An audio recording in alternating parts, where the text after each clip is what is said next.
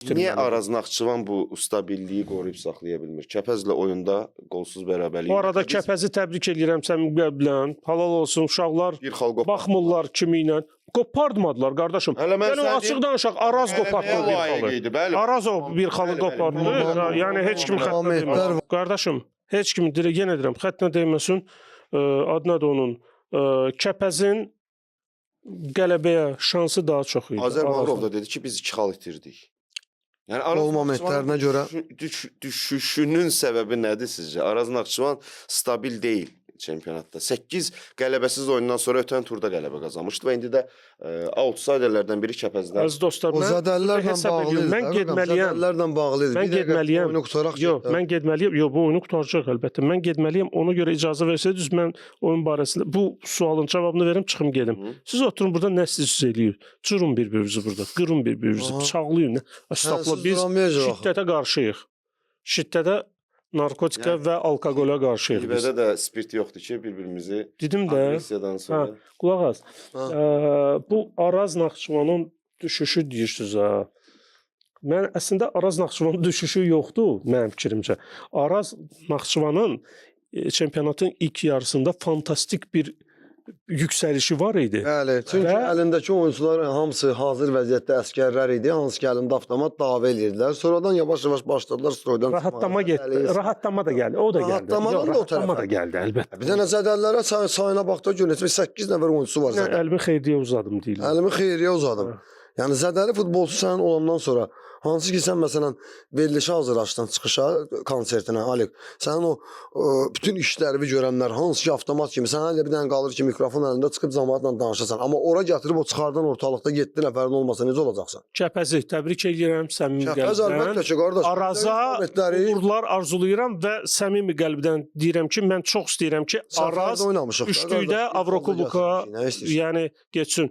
Əziz dostlar, məni üzürlü sayın bu ağsaqqalımız deyirdim getsin. Mən yəni sən bizim böyük qardaşımızsan burada Ruslan. Yəni adına da onun o dediyi kimi konsertə hazırlıqlar gedir. Bizdə də qrafik. Konsertimizin biletləri nə oldu? Bayram onu kəsmərsiniz qardaş. Bütün biletlər əziz dostlar iticket.az saytında. Nə iticket? Yox, bilet qalmayıb. Satdıq bilet yoxdur bax ümumiyyətlə. Toyota var satdıq. Kəpəz Araz Naxçıvan qarşılaşması. Bundan qabaqki oyun da öz aralarındakı oyun yadındadırsa Araz Naxçıvanla Kəpəz heç oynamışdı. Və bu oyunda da yəni doğrudan da Ardıcıl ikinci 0-0'dır. Ayso bilir ki yəni hansı rəqibə qarşı oynayırsan, yəni bütün rəqiblərin hamısına yəni hörmətlə yanaşır və doğrudan da oyundan qabaq hazırlıq dövründə də yəni bilirdilər ki, Gəncə komandasını gedib elə-belə yəni məğlub eləmək asan məsələ deyil.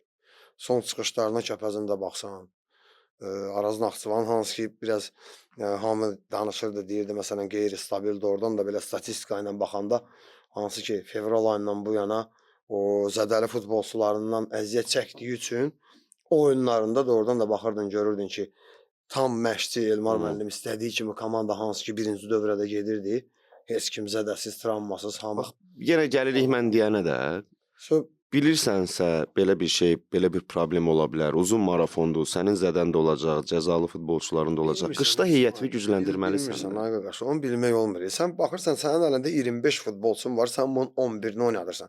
Sən heç kimsə qarantiya verə bilməz ki, qardaş, sən sezonun ortasında 7 nəfərin, 8 nəfərin sıradan çıxacaq. Bu dəqiqə Real Madrid belə, Barcelona belə, top komandalar belə bu zədədən əziyyət çəkirlər. Amma ehtiyatına baxırsan ki, tam olaraq onların yoxluğunu dolduran futbolçu olmasa da ən azı ondan imkanı var, qardaş, Real Madridin mən məsəl üçün deyirəm ki, məsəl üçün, yəni qışa qədər də bu problem var idi da Araz Naxçıvanda. Deməyim odur ki, heç olmasa qışda heyəti 1-2 mövqeyə də olmaq şərti ilə gücləndirmək olardı, ortalamaq olardı. Onu çox da gətirə bilmirsən İsmail.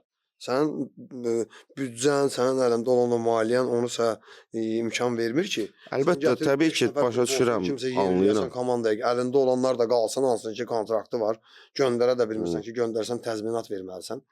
Və bu futbolçuların arasında məsələn Allaşı gətirdilər və ümid eləyirdik ki, həmin o Maçado qayıtsın dala, o birisi futbolçular Mezakolli, nə bilim Bəxtiyar, neçə vaxtı zədəlidir.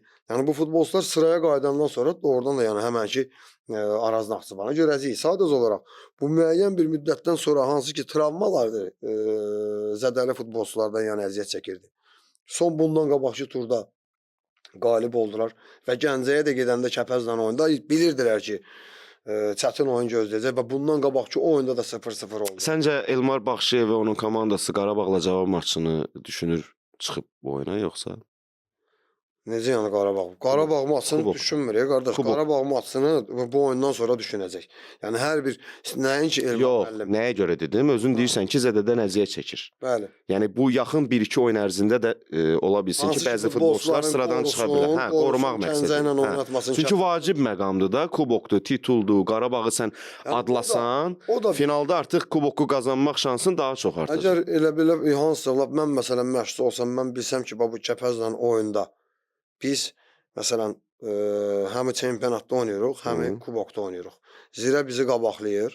Neçə xal qabaqdadır və Kəpəz komandası Zirə hazırda 6 xal bizim öndədir. məsələn dişimizə uyğun olan rəqibdirsə ehtiyat oyunçulara baxanda, yəni ehtiyat, yəni opşi futbolçuların ayrı-ayrılıqda ustalıq səviyyəsinə görə baxanda məsələn Araz Naxçıvan Gəncədən üstündür. Düzdür qardaş? Reallıqdır da bu.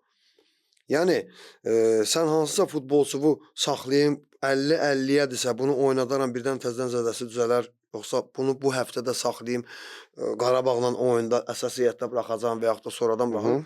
O yəni o məşqçinin öz seçimidir, məşqçinin öz Və inanmırsan ki, belə bir addım atar. Elə bir addım yox, çünki həm çempionatda oynayır komanda, yeganə komandadır ki, həm çempionatda mübarizə aparır, həm Amma Elmar müəllim özü mətbuat konfransında deyib ki, biz fərq qoymuruq da, yəni kubok və çempionat. Ayso, yəni onu gətirmək istəyirəm ki, Kəpəzlə oyuna gedəndə qardaş, real eyni məsələn, lap üstün rəqib olmasın. Lap eyni başa-baş rəqibdirsə, sən ondan çıxıb xal götürə bilərsənsə və yaxud məğlub edə bilərsənsə, niyə də bundan istifadə edib, yəni sən məğlub etməyəsən?